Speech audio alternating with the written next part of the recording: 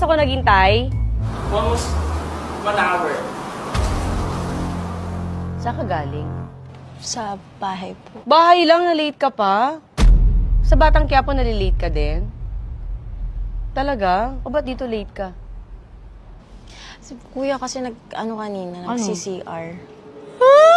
Sorry, promise, hindi na Hindi na nga, hindi ka na din mauulit dito. Kasi ayaw ko nalilate eh. Tapos late kayo. Kasi nadama yung kuya mo. Totoo ba? Bakit hindi ka nag-ano na maaga? Alam niyo ba yung call time niyo dito? Opo, ready na po So kami. siya ang inintay niyo. Hindi, nakita mo ako, girl. Diba, 3 pa lang, okay na. Hindi, so late ka nga. So attitude siya ganun. Dito lang. Eh, ba't dito attitude ka sa akin? Ba't ka na late? Pinaghintay mo. Alam mo, walang nagpapahintay sa akin dito.